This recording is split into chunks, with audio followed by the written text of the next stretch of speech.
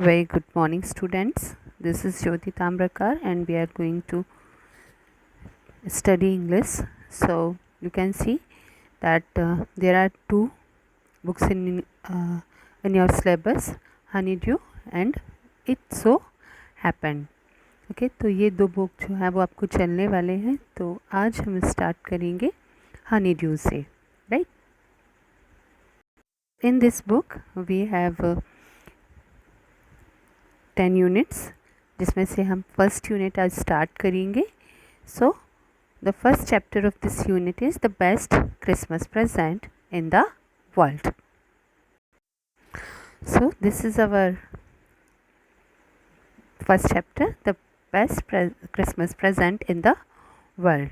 Okay, so यहाँ पर आप जो स्टोरी पढ़ने वाले हैं, okay, it was written about the time of the first world war. Right. ये जो यहाँ पर हमारा डेट है स्टोरी का सेटअप का, दैट इज़ 1914 और उसके आसपास का टाइम है when the first world war was being fought. Okay, तो उसी के टाइम की इंसिडेंट के बारे में हमारा चैप्टर है. तो let's start with the first scene और first part. I spotted it in a junk shop in Bridgeport, a roll-up desk. The man said it was early 19th century and oak. I had wanted one, but they were far too expensive. This one was in bad condition. The roll-up in several pieces, one leg clumsy mended, scotch marks all down one side. It was going for very little money. तो ये जिस दिन की बात कर रहा है हमारा नैरेटर, इन्होंने किसी जंक शॉप पर जा कर के ब्रिडपॉट के एक रोलअप डेस्क ख़रीदा. रोलअप डेस्क जिसे पुल करके खोला जा सकता है. ठीक है. तो ये अर्ली 19th सेंचुरी की बात हो रही है और ओक जो है उस टाइम पर काफ़ी महंगा था और इन्हें ओक ही चाहिए था. ठीक है. ओक ट्री का नेम है, तो ओक ट्री से बनी हुई डेस्क की ये चाहते थे कि इनके पास हो, लेकिन वो काफ़ी एक्सपेंसिव था. सो जो इनको मिला, इन्होंने जो रोलअप डेस्क ख़रीदा वो काफ़ी बुरी कंडीशन में था. ठीक है. और उसके लेग भी क्लम्सीली मैंडेड, यानी बुरी तरीके से उनको सुधारा गया था, बहुत ही प्रॉपर नहीं थे. मार्क्स उसके ऊपर थे एक साइड पर, लेकिन इसके लिए बहुत थोड़ा मनी उन्हें देना पड़ रहा था हमारे नरेटर का. तो उन्हें लगा कि मैं इसे रेस्टोर कर लूँगा, फिर से ठीक ठाक बना लूँगा. It would be a risk, a challenge, but I had to have it. तो क्योंकि इनके पास बहुत ज़्यादा मनी नहीं था पे करने के लिए, दैट्स वाई उसको रेस्टोर करना हालांकि थोड़ा सा चैलेंजिंग था, रिस्की था, बट इन्होंने सोचा कि मैं ऐसा कर लूँगा. I paid the man and bought it back to my work room at the back of garage. I began work on it on Christmas Eve. तो इन्होंने पैसे दिए, बुक्स जो भी शॉपकीपर था, और वहाँ से उस रोलअप डेस्क को लेकर के ये आ गए और उसे लेकर के पहुँचे अपने वर्क रूम में, जो कि गैरेज के पीछे था. और क्रिसमस ईव पर इन्होंने वर्क करना स्टार्ट किया था. I remove the roll up completely and pulled out the drawers. The veneer had filled lifted almost everywhere. It look like water damage to me. Both fire and water had clearly taken their toll on this test. तो क्योंकि test काफ़ी पुराना था, ठीक है, काफ़ी clumsy भी था वो, तो उसमें को देख कर के फील हो रहा था कि फायर एंड वाटर दोनों ने ही इसको बहुत ज़्यादा हार्म किया है. The last drawer was stuck first. फिर भी हमारे जो नरेटर हैं उन्होंने कोशिश की उसे निकालने की, सारे के सारे जो ड्रॉर्स थे, और जो लास्ट वन था वो काफ़ी हार्डली स्टक था, यानी फंसा हुआ था. I tried all I could to ease it out gently. In the end I use brute force. तो क्योंकि वो स्टक था, जाम हो गया था, तो शुरू में तो नरेटर ने धीरे धीरे कोशिश की उसको निकालने की. जब नहीं हुआ तो एक ब्रूट फोर्स, काफ़ी ज़ोरदार तरीके से, तेज़ी से इन्होंने उसको निकाला. I struck it sharply with the side of my fist and drawer flew open to reveal a shallow space underneath, a secret drawer. तो जब जोर से इन्होंने मुट्ठी बांध करके एक पंच मारा तो ड्रॉर जो है वो खुल गया और उन्होंने देखा कि एक सीक्रेट ड्रॉर है वहाँ पर. देयर वॉज समथिंग देयर, कुछ एक चीज़ वहाँ पर रखी हुई थी. I reached in and took out the small black tin box, sellotaped to the top of it with a piece of lined notepaper, and written on it in shaky handwriting, Jim's last letter, received January 25, 1915. Okay, तो जब वहाँ पर देखा गया तो उसमें एक छोटा सा ब्लैक टिन बॉक्स था जिसके ऊपर सेलो टेप लगाया गया था. ठीक है, और उसके ऊपर एक नोट पेपर लगा था जिसमें लिखा हुआ था जिम्स लास्ट लेटर, जिसे कि जनवरी 25, 1915 में रिसीव किया था, यानी जिस किसी पर्सन को वो मिल चुका था. To be breed with me when the time comes, और साथ में उसमें ये भी लिखा था कि इस लेटर को जो है मेरे साथ ही दफनाया जाए जब समय आएगा. I knew as I did it that it was wrong of me to open the box, but curiously caught the batter of my scruples it usually does.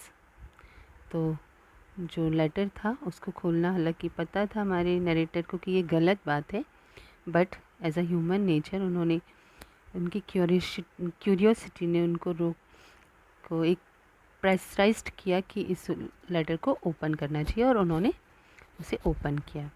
Inside the box there was an envelope. The address read Mrs Jim Macpherson, 12 copper beech, Bridport, Dorset. So यहाँ पर Mrs Jim मैकफॉसन का address दिया हुआ था. Okay, I took out the letter and unfolded it. तो उन्होंने इस letter को निकाला और अनफोल्ड किया, खोला. It was written in a pencil and dated at the top December 26, 1914. ठीक है, तो ये लेटर जो है वो कब लिखा गया था? December 26, 1914 को. और ये मिल भी चुका था. किस डेट पर मिल चुका था? January 25, 1950 तक ये किसी के पास पहुंच चुका था. Okay, so now here are 2 questions जो कि आपके कॉम्प्रीहेंशन चेक के लिए है. What did the author find in the junk shop, क्या उसे मिला, and what did he find in the secret drawer, who do you think had put it in there. तो वो सीक्रेट ड्रॉर में क्या मिला था और आपको क्या लगता है कि किसने उसे रखा होगा. ओके, नाउ क्योंकि वो लेटर था तो लेट्स सी कि what is there in the letter. ये हमारा second part of the chapter है. डियरेस्ट कॉनी, तो जिसके लिए ये एड्रेस किया गया था लेटर, यानी लिखा गया था, वो कौन थी? कॉनी थी. I write to you in much happier frame of my mind because something wonderful has just happened that I must tell you about at once. So ये लेटर जो है वो काफ़ी हैप्पी मूड में लिखा गया था, एंड उन्होंने लिखा कि कुछ एक बहुत ही वंडरफुल, आश्चर्य करने वाली चीज़ हुई थी जो कि वो बताना चाहती थी. किसे? कनी को. Connie, I think she must be the lady जिसके लिए ये लेटर लिखा गया. ओके,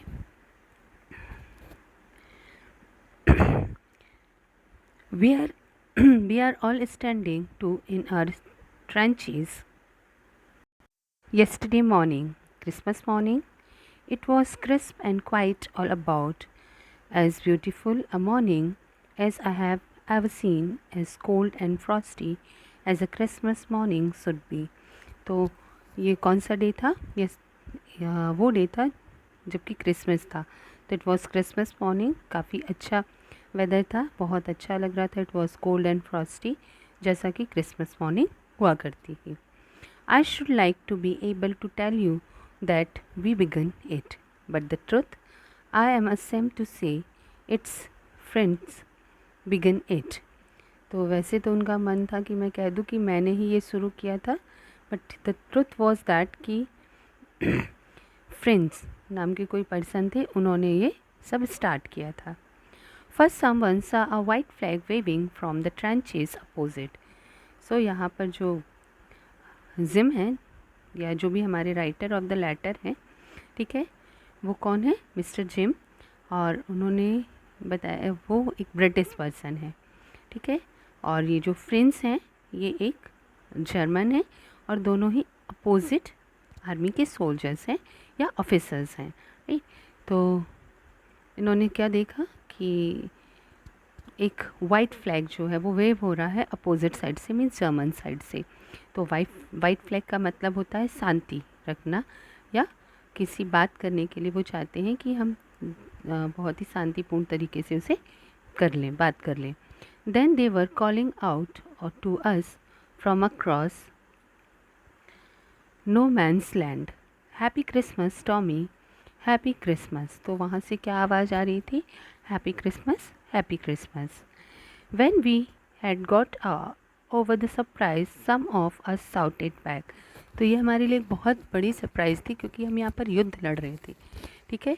तो जब उन्होंने हमें हैप्पी क्रिसमस कहा तो थोड़ा देर तो वो काफ़ी सरप्राइज थे, आश्चर्यचकित थे, और उसके बाद जब उस सरप्राइज से थोड़ा सा बाहर आए तो उन्होंने भी सेम विश किया, same to you friends, same to you. I thought that would be that. तो इनको लगा कि बस ये क्रिसमस की जो विशेष थी उसको देने के बाद बात खत्म हुई। We all did, but then suddenly one of them was up there in his great coat and waving a white flag. लेकिन बात यहीं ख़त्म नहीं हुई, बल्कि उस अपोजिट साइड से एक कोई पर्सन जो है वो चला आ रहा था जिसने ग्रेट कोट पहना हुआ था और साथ में वाइट फ्लैग भी लिखा हुआ था, डोंट सूट लैड्स, और लैड्स मीन्स बॉयज़, राइट। तो उन्होंने कहा कि बॉयज़ सूट नहीं करना क्योंकि हम वाइट फ्लैग लिए हैं, तो ऑब्वियसली ये तो उसी का इंडिकेशन था। Someone shouted and no one did. तो क्योंकि साउट आ रहा था और उनके हाथ में वाइट फ्लैग भी था तो किसी ने भी शूट नहीं किया। Then there was another friends up on the parapet and another, keep your heads down, I told the man, it's a trick, but it wasn't। तो क्योंकि वॉर का टाइम था तो ही वॉज सस्पिशियस enough, उनको लगा कि शायद ये कोई ट्रिक है जिससे जो हमारी अपोजिट आर्मी है वो हमारे लिए कोई हार्म करेगी, and that's why he was careful. और तभी इन्होंने अपनी सोल्जर से कहा था कि put your heads down, okay. तो सर नीचे रखिए ताकि अगर कुछ होता है तो डायरेक्ट अटैक ना हो पाए, okay. One of the German was waving a bottle above his head, it's Christmas day Tommy, we have schnapps, we have sausages, we meet you, yes. By the time there were dozens of them walking towards us across no man's land and not a rifle between them। तो तभी इन्होंने देखा कि German जो हैं वो bottle लेकर के आए थे और क्या कहा उन्होंने कि ये क्रिसमस का डे है, हमारे पास में जो है वो स्नैप्स हैं, सॉसेज हैं, और हम तुमसे मिलने आए हैं, means they are going to celebrate Christmas. और काफ़ी सारे लोग जो है नो मैन लैंड पर वहाँ पर आए, उनके पास में कोई भी राइफल्स नहीं थी, बंदूकें नहीं थी। Little private Morris was the first up, come on boys, what are we waiting for. तो इनकी तरफ से मॉरिस जो थे वो पहले आए, उन्होंने कहा हम किस चीज़ का इंतज़ार कर रहे हैं, चलो चलते हैं। And there was no stopping them, और उनको रोका भी नहीं गया। I was the officer, I should have stop them then and there. तो हालांकि मैं ऑफिसर था तो मुझे उन्हें रोक देना चाहिए था।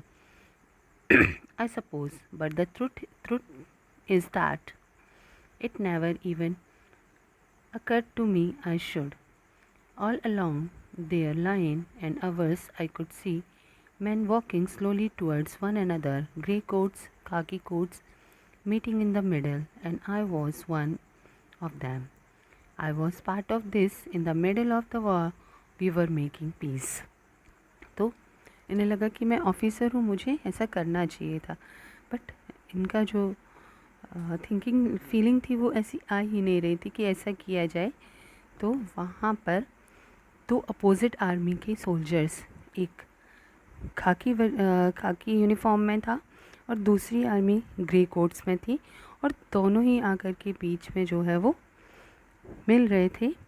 तो ही सेड कि ये एक ऐसी प्लेस थी जहाँ पर हम दो युद्ध लड़ने वाले देश के सोल्जर्स एक जगह पर आकर के पीस बना रहे हैं, जबकि युद्ध जो है वो काफ़ी चल रहा है, वॉर जो है वो काफ़ी हार्सली चल रहा है. Okay. You cannot imagine, dearest Kani, my feeling as I looked into the eyes of French officer who approached me, hand outstretched, henceforth, he said, gripping my hand warmly and holding it. I am Düsseldorf. I play the cello in the orchestra. Happy Christmas. So, वहाँ पर से एक French officer आए और उन्होंने आकर के उनको जो है अपने हैंड्स आउट स्ट्रेच करके मिलाया और बताया कि मेरा नाम है हैंसवॉल्फ.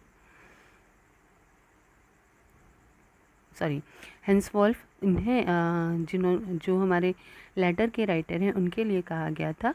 तो उन्होंने कहा हैंसवॉल्फ मैं डसरडॉर्फ हूँ और मैं ऑर्केस्ट्रा में जो है वो सेलो को प्ले करता था. And he said happy Christmas. Actually वो अपना इंट्रोडक्शन दे रहे थे.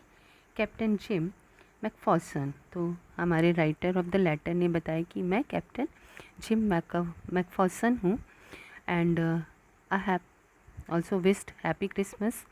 I am a school teacher from Dorset in the best of England.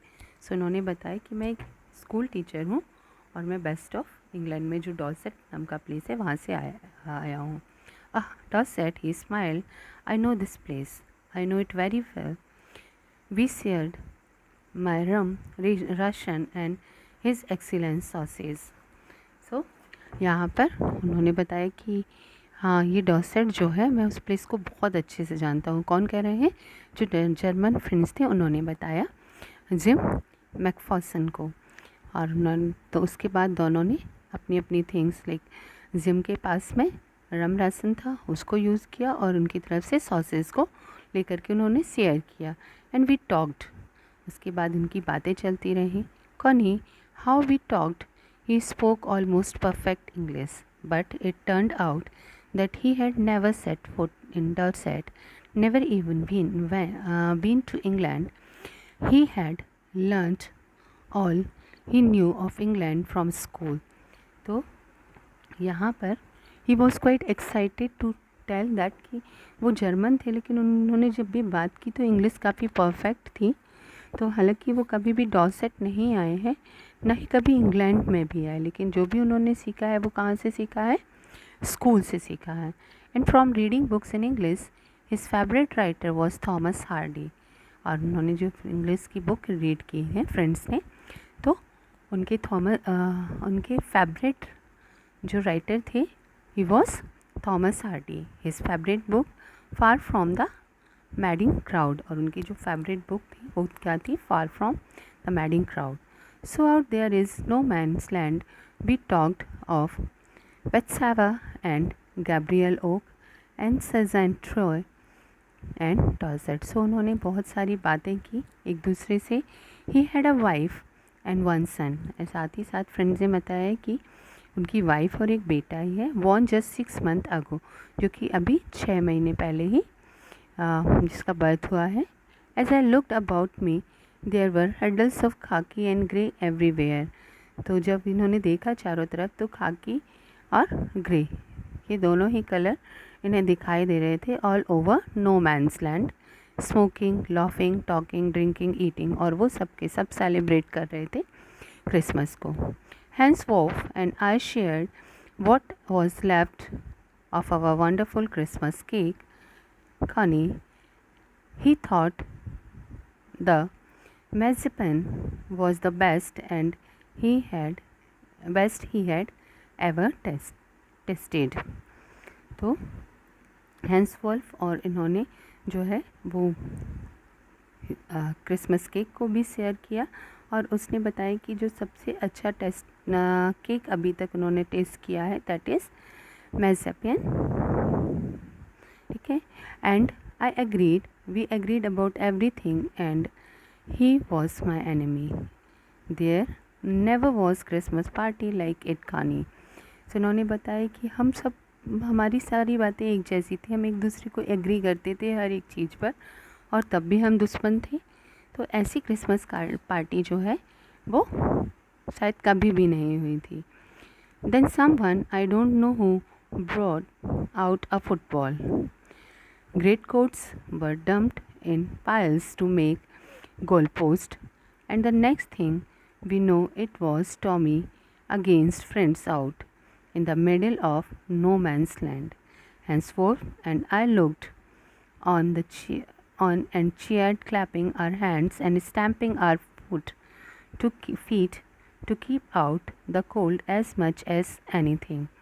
तो तभी ये सब होने के बीच में कोई एक पर्सन जो है वो क्या लेकर आ गया वहाँ पर, फुटबॉल लेकर के आया, और जो उनकी कोट्स थी उनसे गोल पोस्ट बनाए गए। ओके, एंड उस नो मैन लैंड के बीच में फुटबॉल मैच जो है वो खेले जाने लगे। एंड हैंड्सफुल एंड हमारे नरेटर जो राइटर ऑफ द लेटर जो है, दोनों जो है क्या कर रहे थे वहाँ पर बैठ कर देख रहे थे मैच को। एक्चुअली वो खेल नहीं रहे थे, लेकिन वो चीयर कर रहे थे, क्लैप कर रहे थे एंड स्टैम्प कर रहे थे अपने फुट को, ताकि ठंड से भी बचे रहें, और एक्साइटमेंट तो था ही। There was a moment when I noticed our breath mingling in the air between us. He saw it, and to smile, Jim McPherson, he said after a while, I think this is how we should resolve this war. A football match, no one dies in a football match, no children are orphaned, no wives become widows. तो थोड़ी देर बाद जब वो बैठे हुए थे, जो Wolff थे मिस्टर हैंस वोल्फ, उन्होंने कहा कि काश ऐसा हो सकता कि सारी वॉर्स जो हैं वो एक फ़ुटबॉल मैच की तरह ही खेली जाती। जिस फुटबॉल मैच जो होता है वहाँ पे हारना या जीतना एक बहुत बड़ा सुने होता है, सब उसे स्पोर्ट्समैन स्पिरिट से लेते हैं। किसी की डेथ नहीं होती है वहाँ पर, कोई और बच्चे ऑर्फन नहीं होते, ना ही कोई जो विमेन है वो विडो होती है। मतलब सिर्फ एक खेल के थ्रू, एक अच्छी फीलिंग के साथ, बिना लड़ाई झगड़े, बिना मार काट के भी जो है वो हमारे इश्यूज़ को रिज़ॉल्व किया जा सकता है, जैसे कि फुटबॉल मैच खेल करके। I would prefer cricket, I told him. तो हमारे मिस्टर जिम ने कहा कि फ़ुटबॉल की जगह वो क्या प्रेफर करेंगे, क्रिकेट को। Then we Tommies could be sure of winning probably. We laughed at that. और क्योंकि जर्मन्स जो हैं वो ब्रिटिश सोल्जर्स को टॉमीज़ कह रहे थे, तो उन्होंने कहा कि शायद अगर हम क्रिकेट खेलेंगे तो हम टॉमीज़ जो है वो पक्का है कि जीत ही जाएंगे। और ये कह कर के वो हंसने लगे, and together they watch the game, right.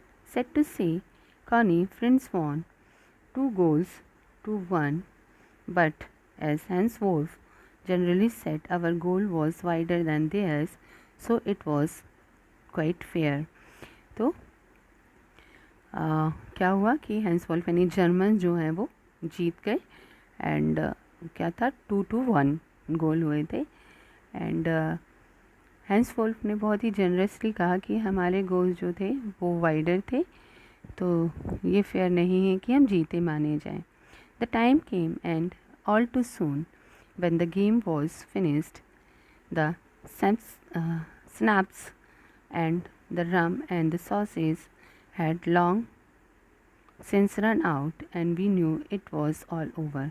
और धीरे धीरे वो मैच भी ख़त्म हो गया, वो थिंग्स भी ख़त्म हो गए जिन्हें ये शेयर कर रहे थे। Okay, I wished Hans well and told him I hoped he would see his family again soon.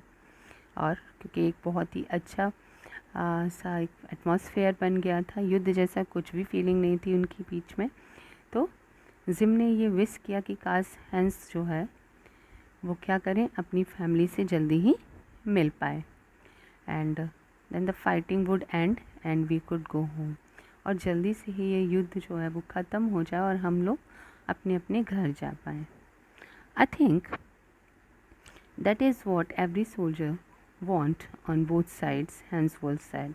तो हैंस वुल्फ ने कहा कि शायद हर एक सोल्जर दोनों साइड का यही चाहता है कि सब कुछ शांतिपूर्ण तरीके से ख़त्म हो जाए। And he said, take care Jim McPherson, I shall never forget this moment nor you. उसके बाद उन्होंने कहा कि ये जो मोमेंट है, ये जो हम लोगों ने एंजॉय किया है क्रिसमस को, और जिस तरह से जिस जगह पे एंजॉय किया है, शायद मैं भी नहीं भूल पाऊँगा और तुम भी नहीं भूल पाओगे। And he also said to take care. He saluted and walked away from me slowly, unwillingly. I felt he turned to weep just once and then become one of the 100 of grey-coated men drifting back towards their trenches. तो हालांकि जब वो जा रहे थे hence, तो बहुत ही अच्छा नहीं फील हो रहा था, तो वो काफ़ी स्लो जा रहे थे और अनविलिंगली जा रहे थे। ओके, और धीरे धीरे जा कर के वो उन ग्रे कोटेड मैन यानी बाकी सारे जर्मन सोल्जर्स के बीच में मिल गए, बट उन्होंने जाने से पहले एक बार मुड़ कर के ना वेव ज़रूर किया। That night back in our gods we heard them singing a carol and singing it quite beautifully. It was still night, silent night. Our voice gave them a rousing chorus, a wild subword watched. We exchanged carols for a while and then we all fell silent. We had had our times of peace and goodwill, a time I will treasure as long as I live. So रात में इन्होंने सुना कि वो carol means वो प्रार्थना वाले song जो कि क्रिसमस पर गाए जाते हैं, तो जर्मन्स उनको गा रहे थे और उसका साथ दिया उसमें ब्रिटिश लोगों ने। ठीक है, तो ये सोल्जर्स जो हैं दोनों ने ही क्रिसमस कैरल्स जो हैं उनको सिंग किया। एंड उसके बाद धीरे धीरे सब कुछ शांत हो गया। और ये जो टाइम था इन्होंने स्पेंड किया था वॉर के बीच में, शांति का टाइम, खुशी का टाइम, एक सेलिब्रेशन का, पीस का और गुडविल का time, he must say that कि एक ये ट्रेजर था, एक ऐसा खजाना था जो हमेशा जब तक मैं रहूँगा तब तक मैं अपने साथ में रखना चाहूँगा। Dearest Connie, by Christmas time next year this war will be nothing but a distance and terrible memory. I know from all that happened today how much both armies long for peace. We shall be together again soon, I'm sure of it. Your loving Jim. So यहाँ पर जो है उन्होंने कहा कि हो सकता है नेक्स्ट जो भी ईयर आएगा तब तक ये वॉर जो है it will be nothing but एक डिस्टेंट एंड टेरेबल मेमोरी होगी, एक बहुत ही दुखी करने वाली मेमोरी होगी। इट मीन्स कि शायद वो ख़त्म हो जाएगी तब तक के। लेकिन आज जो हुआ है उससे मुझे पता चल गया कि दोनों ही आर्मीज़ जो हैं वो पीस चाहती हैं, कोई भी युद्ध नहीं चाहता है के। लेकिन war is war that has to be fought. तो देन ही विश्ड कि बहुत ही जल्दी वो अपनी लविंग वाइफ डियरेस्ट कॉनी जो है उनसे मिल सके। And this is all that was written in the letter. It means the letter was the description of the party and description of the feeling of the soldier of both of the side. जो दोनों तरफ के soldier थे, German and British, उनकी feeling क्या थी, वो युद्ध लड़ना चाहते थे या नहीं लड़ना चाहते थे, और whether they want to live happily all together. ठीक है, तो हमें यहाँ पर इस लेटर के थ्रू वही डिस्क्रिप्शन दिया गया था। And it was an amazing party, क्योंकि युद्ध के बीच में दोनों ही अपोजिट आर्मीज़ ने मिलकर के जो है एक सेलिब्रेशन किया था क्रिसमस का। They eat and drink, they celebrate and sing all together. और ये पता चल गया था कि दोनों ही तरफ के सोल्जर्स जो हैं वो वॉर नहीं चाहते थे। ओके, तो इसका थर्ड पार्ट जो है it will be the last part, और इसे हम नेक्स्ट वीडियो में डिस्कस करेंगे। So this is all for today. Have a nice day, good bye.